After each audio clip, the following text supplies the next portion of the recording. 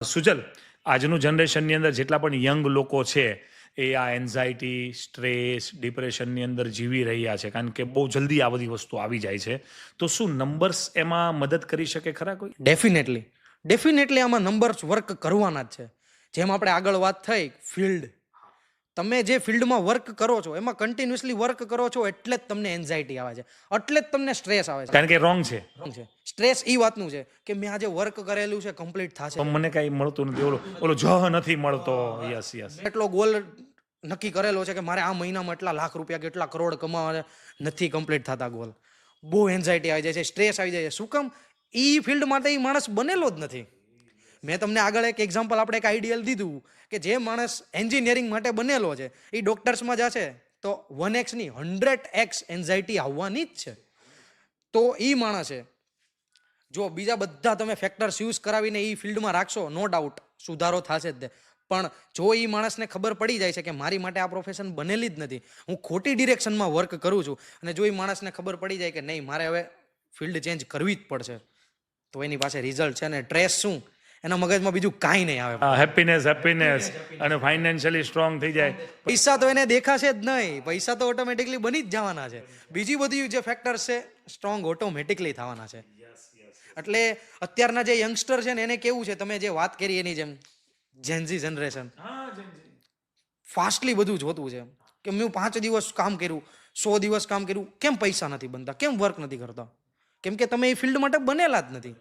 Hard working તમે કરો છો ખોટી ડિરેક્શન. તમે લોકોનું જોઈને એ કોપી કરવા જાઓ છો, અને કોપી પેસ્ટનું ઓપ્શન લાઈફમાં હોતું નથી. એટલે લોકો કે આ રીતે સક્સેસ થઈ ગયો તો હું પણ આ રીતે જઈશ ને તો થઈ જઈશ, પણ એકચ્યુઅલમાં એ તમારા માટે છે જ નહીં. એટલે નંબર્સ એ રીતે પણ મદદ કરી શકે છે કે એમને રિયલી ખબર પડી જાય જો હું આમ નહીં આમ કરીશ ને તો હું સક્સેસ થઈશ. ઓકે, અને એટલી બધી મહેનત પણ નહીં કરવી પડે કદાચ. ઓબ્વિયસલી સુજલ, યુવાનો આજે જે કરિયર સિલેક્ટ કરવામાં સૌથી મોટી ભૂલ શું કરે છે? હવે આપણે વાત કરીએ કરિયરની. Yeah. કરિયર સ્ટાર્ટ થાય છે 2 ફિલ્ડથી, એક જોબ અને એક બિઝનેસ. હવે આપણે વાત કરીએ 9 નંબર્સની અંદર, તો એવા અમુક નંબર્સ એવું છે, એ નંબર્સ જ એવું કહે છે કે તું જોબ કરે. ઓકે, સ્પેશિયલ જોબ માટે જ બન્યો છે, એ જોબમાં સક્સેસ ફૂલ સક્સેસ જશે. સુંદર પિચાઈ છે આ લેવલે છે, પણ કરે છે માણસ શું? જોબ. સીઈઓ છે, જોબ કરે છે. આંકડા આપણે જાણી જ નથી શકતા, ગણવા બેસે તો એ મળે નહીં આંકડા. અને અમુક નંબર એવા છે કે તું બિઝનેસ જ કર, તું જો જોબમાં ગયો એટલે હેરાન થાઈશ. તો અત્યારની જે જનરેશન છે ને એને ખાસ જાણવું જોઈએ કે મારા નંબર છે જોબ માટે છે કે બિઝનેસ માટે છે. આપણે એક એક્ઝામ્પલ તરીકે વાત કરીએ કે 9 નંબર્સમાંથી નંબર 1, નંબર 5, નંબર 6, આ 3 નંબર એવા છે કે જેને પર્ટિક્યુલરલી ભગવાન એમ કીધું છે કે તું બિઝનેસ જ કર. અને બીજા 3 નંબર એવા છે નંબર 2, નંબર 7 અને નંબર 9. તો ભગવાન એમ કીધું છે કે તું ભાઈ આમાં જોબ કર, અને નંબર્સ પણ એવું કહે છે કે તું આમાં જોબ કર. તું જોબ કરીને પછી બિઝનેસ કર, એ વાત અલગ છે. ઇનિશિયલ સ્ટાર્ટિંગ તું જોબથી. યસ, કેરિયર તમારે સિલેક્ટ કરતી વખતે અહીંયાથી સ્ટાર્ટ કરવાનું છે. હવે અહીંયા મેજરલી તમે જોવો છો આખી બાજી ઊંધી જ થઈ જાય છે.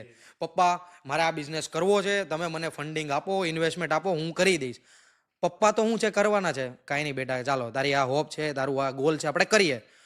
માણસ 50 લાખ રૂપિયા વ્યાજે લઈ લે છે, ધંધો કરશે, રિઝલ્ટ નહીં મળે.